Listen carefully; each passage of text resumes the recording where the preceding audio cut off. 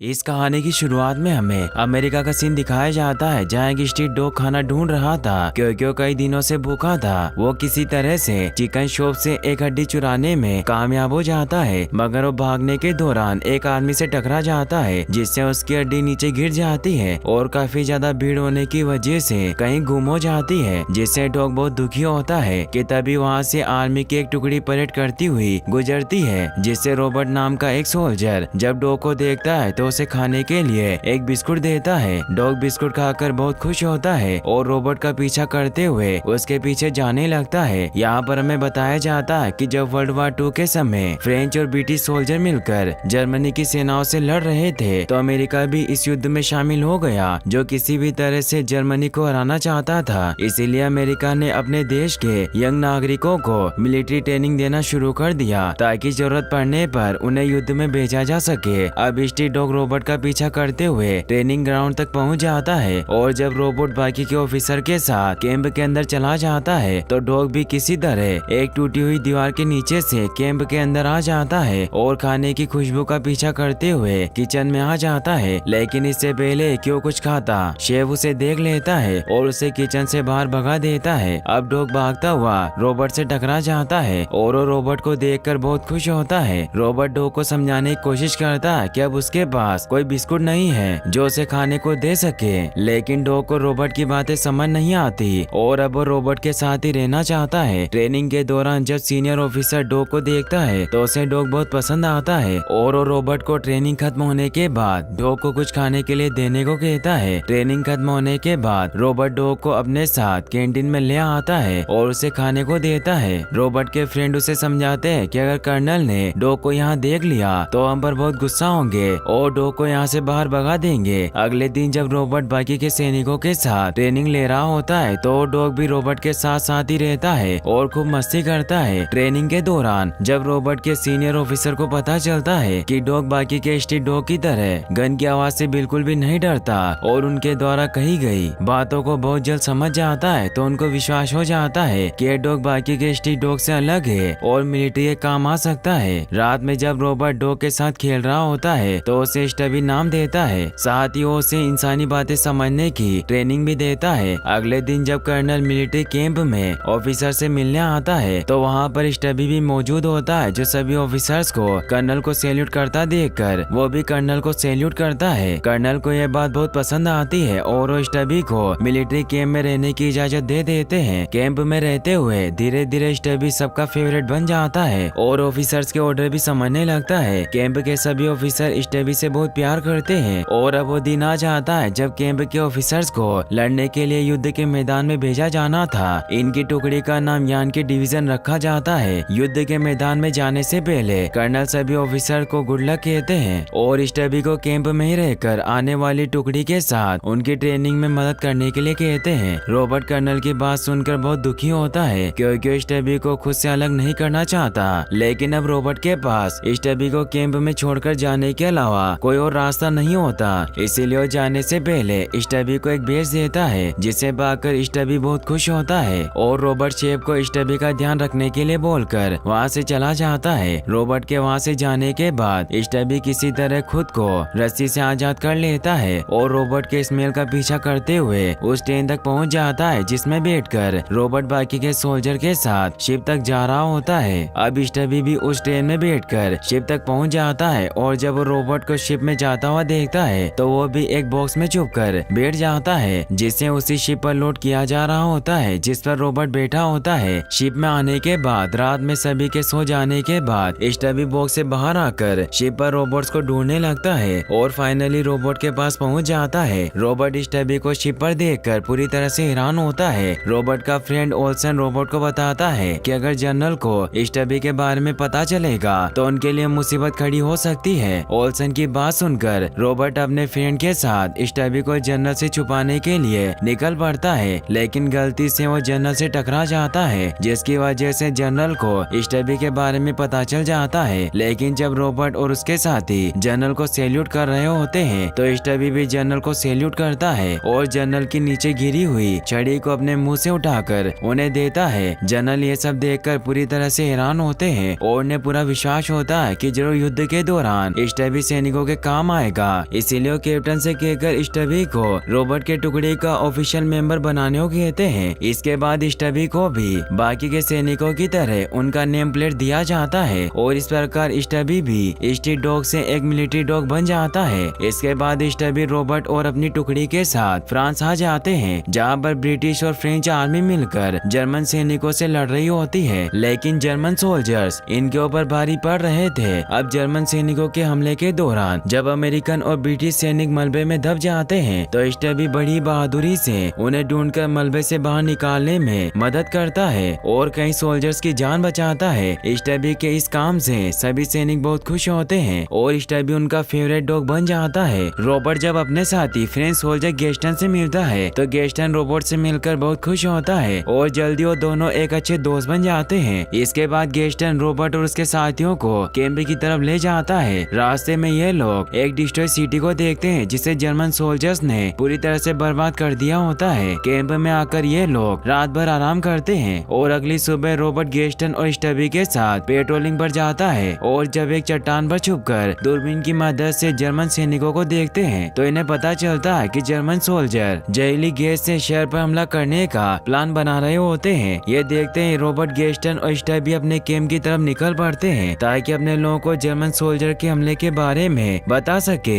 भागने के दौरान स्टबी देखता है कि एक जर्मन सोल्जर रॉबर्ट को शूट करने वाला होता है, लेकिन इससे पहले कि वो रॉबर्ट को शूट करता स्टबी रॉबर्ट को धक्का देकर नीचे गिरा देता है, जिससे जर्मन सोल्जर का निशाना चूक जाता है और रॉबर्ट की जान बच जाती है। इसके बाद रॉबर्ट गेस्टन के साथ एक पेड़ के तने के पीछे छुप जाता है। यहाँ पर रॉबर्ट को समझ आ जाता है कि यहाँ से निकलना मुश्किल है क्योंकि जर्मन सोल्जर इन पर निशाना लगाकर बैठे होते हैं। इसीलिए रॉबर्ट स्टबी को एक मास्क दिखाकर सभी लोगों को जहरीले गैस के हमले के बारे में बताने को कहता है। स्टबी भी रॉबर्ट का इशारा समझ जाता है और यहाँ से तेजी से भागता हुआ कैंप में आ जाता है और एक मास्क को अपने मुंह में दबाकर बाहर निकलता है। सोल्जर जल्द ही स्टबी के कहने का मतलब समझ जाते हैं और जल्दी से मास्क पहन लेते हैं। अब जर्मन आसमान में जहरीली गैस से भरे रॉकेट को दागना स्टार्ट कर देते हैं, जिससे देखते ही देखते चारों तरफ जहरीली गैस फैलना स्टार्ट हो जाती है। अब वॉर जोन के पास में बसा एक गांव भी जहरीली गैस के चपेट में आने वाला होता है, लेकिन स्टबी जहरीली गैस के गांव तक पहुंचने के पहले ही वहां पर पहुंच जाता है और जोर जोर से चिल्लाना स्टार्ट कर देता है। स्टबी को चिल्लाता देखकर गांव वाले पूरी तरह से हैरान होते हैं कि तभी वो देखते हैं कि आसमान अचानक से हरा हो गया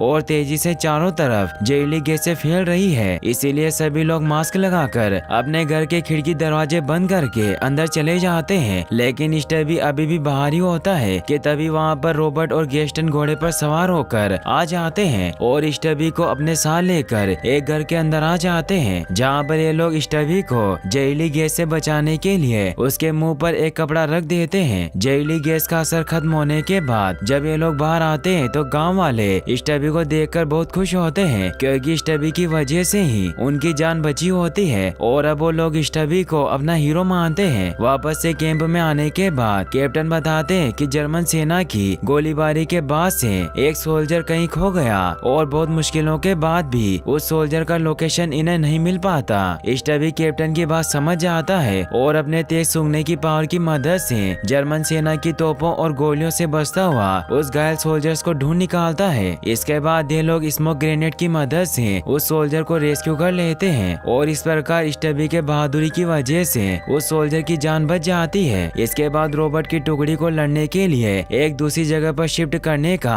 आदेश दिया जाता है। जाने से पहले स्टबी को गांव की एक लेडी अपने द्वारा बनाई गई जैकेट देती है और गेस्टन स्टबी को एक मास्क देता है ताकि अगर फिर से जहरीली गैसों का हमला हो तो स्टबी के पास बचने के लिए एक प्रॉपर मास्क हो। इसके बाद ये सभी लोगों से अलविदा लेकर वहाँ से निकल जाते हैं। अगले सीन में कर्नल सभी सोल्जर्स को बताते हैं कि अब उन्हें जर्मन सोल्जर से फेस टू फेस फाइट करनी है। यहाँ पर आने के बाद इनके और जर्मन सोल्जर के बीच में एक खतरनाक फाइट होती है जिसमें स्टबी भी योगदान देता है और युद्ध के दौरान कई लोगों की जान भी बचाता है। एक बार तो स्टबी बड़ी चालाकी से कुछ जर्मन सोल्जर्स को अपने पीछे लगाकर उन्हें यूएस आर्मी के कैंप तक ले आता है, जिन्हें अमेरिकन सोल्जर्स बंदी बना लेते हैं। लेकिन फाइट के दौरान जब स्टबी एक सोल्जर को ग्रेनेड से बचाने की कोशिश करता है तो खुद भी घायल हो जाता है। स्टबी को घायल देखकर रॉबर्ट जल्दी से उसे कैंप तक ले आता है, जहाँ पर डॉक्टर स्टबी का ट्रीटमेंट करने के लिए हॉस्पिटल रेफर कर देता है। स्टबी से अलग होकर रॉबर्ट बहुत दुखी होता है और युद्ध में उसका मन बिल्कुल भी नहीं लगता। अब गेस्टन को भी वापस से अपने कैंप में जाने का आदेश दिया जाता है और रॉबर्ट दुखी मन से गेस्टन को विदा करता है, क्योंकि स्टबी के जाने के बाद गेस्टन ही बचा था जिसके साथ रॉबर्ट खुशी से वक्त बिताया करता था। लेकिन अब वो भी चला गया। अकेले में रॉबर्ट अपनी सिस्टर को लेटर लिखता है, लेकिन वो स्टबी से दूर होकर बहुत दुखी होता है और इसी दौरान वो काफी बीमार भी हो जाता है। और जब डॉक्टर रॉबर्ट का चेकअप करते हैं तो उन्हें पता चलता है कि रॉबर्ट अब ज्यादा दिन तक जिंदा नहीं रह पाएगा और जल्दी उसकी डेथ हो जाएगी। वहीं दूसरी तरफ शहर में स्टबी के पैर में लगे घाव का ट्रीटमेंट चल रहा होता है और स्टबी के पैर का घाव अभी पूरी तरह से ठीक नहीं हुआ होता, लेकिन फिर भी स्टबी रॉबर्ट को ढूंढने के लिए वहाँ से निकल पड़ता है। रास्ते में स्टबी को पैर में लगी चोट की वजह से काफी दर्द हो रहा होता है, लेकिन फिर भी वो हार नहीं मानता और लगातार आगे बढ़ रहा होता है। सफर के दौरान दर्द होने की वजह से स्टबी नीचे भी गिर जाता है, लेकिन वो हार नहीं मानता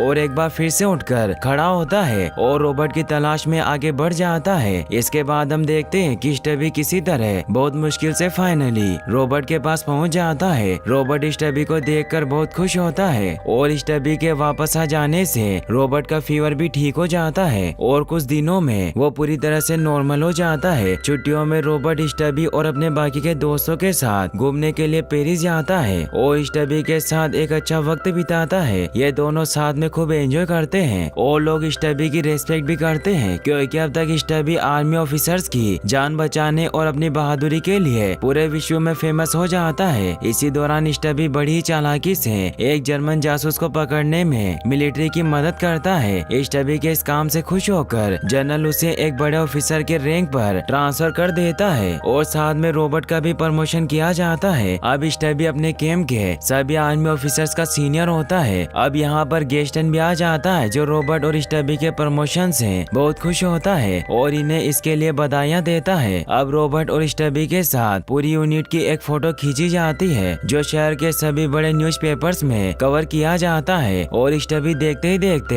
एक नेशनल सेलिब्रिटी बन जाता है। अगले सीन में हम देखते हैं कि अमेरिकन और फ्रेंच आर्मी मिलकर जर्मन सेना का सामना करती है और उन्हें पीछे हटने पर मजबूर कर देती है। अब गेस्टन और रॉबर्ट जब जर्मन सेना के एडवांस बंकर को देखते हैं तो पूरी तरह से शॉक्ड होते हैं, क्योंकि जर्मन सेना के बंकर काफी ज्यादा मजबूत होते हैं। यहाँ पर एक सैनिक इन्हें बताता है कि जल्द ही ये जंग रुकने वाली है, क्योंकि अगली सुबह गवर्नमेंट सीज फायर का ऐलान करने वाली है। कमांडर भी इस बात को प्रूव करते हैं कि अगली सुबह 11 बजे गवर्नमेंट सीज फायर का ऐलान करने वाली है, जिसके बाद ये जंग रुक जाएगी। ये खबर सुनकर रॉबर्ट और बाकी के सभी सोल्जर बहुत खुश होते हैं, क्योंकि फाइनली जंग खत्म होने के बाद ये लोग अपने घर जा पाएंगे। लेकिन अगले दिन जर्मन सोल्जर एक बार फिर से इनके ऊपर हमला करना स्टार्ट कर देते हैं और इनके बीच में एक खतरनाक फाइट होना शुरू हो जाती है। फाइट के दौरान रॉबर्ट जब गेस्टन को अकेले ही आगे बढ़ता देखता है तो वो भी गेस्टन के पीछे जाता है और कुछ आगे बढ़ने पर वो देखता है कि दो जर्मन सोल्जर्स ने गेस्टन को घेर रखा है। गेस्टन को मुसीबत में देखकर रॉबर्ट स्टबी के साथ आगे बढ़ता है कि तभी सीज फायर का ऐलान हो जाता है, जिसके बाद जर्मन सोल्जर सरेंडर कर देते हैं। रॉबर्ट जब घड़ी में देखता है तो उसमें 11 बज चुके होते हैं, यानी कि अब रॉबर्ट स्टबी के साथ अपने घर जा सकता है। स्टबी भी घर जाने के लिए काफी ज्यादा एक्साइटेड होता है, लेकिन रॉबर्ट सबसे पहले स्टबी के साथ अपने घायल साथियों को ढूंढता है, जिसके दौरान रॉबर्ट को उसके बेस्ट फ्रेंड की टोपी मिलती है, जिसका मतलब होता है कि युद्ध के दौरान वो मारा गया। रॉबर्ट अपने बेस्ट फ्रेंड की मौत से बहुत दुखी होता है और गेस्टन के साथ मिलकर उसे लास्ट गुड बाय बोलते हैं। इसके बाद रॉबर्ट गेस्टन से विदा लेकर स्टबी और अपने कैंप के बाकी के ऑफिसर के साथ अपने शहर की तरफ निकल पड़ता है। बंदरगाह पर लोग बड़ी मात्रा में इकट्ठा होकर स्टबी का इंतजार कर रहे होते हैं, क्योंकि अब स्टबी पूरे देश में फेमस हो गया था। स्टबी का स्वागत भी एक सीनियर मिलिट्री ऑफिसर की तरह किया जाता है और फोटोग्राफर स्टबी का सबसे फेमस फोटो लेता है, जो आज भी बहुत फेमस है, क्योंकि एक सच्ची घटना है जिसमें स्टबी ने अपने देश के लिए जंग में महत्वपूर्ण भूमिका निभाई थी, जिसने 17 जंगों में सैनिकों का साथ दिया था। और इस प्रकार स्टबी के लाइफ की ये एडवेंचर्स कहानी यहीं पर खत्म हो जाती है। और गाइस, अगर आप ऐसी और वीडियोस देखना चाहते हैं तो आप एंड स्क्रीन पर क्लिक करके ये वीडियो भी वॉच कर सकते हैं। साथ ही इस वीडियो को लाइक और चैनल को सब्सक्राइब करने के लिए आपका तहे दिल से शुक्रिया। Thanks for watching.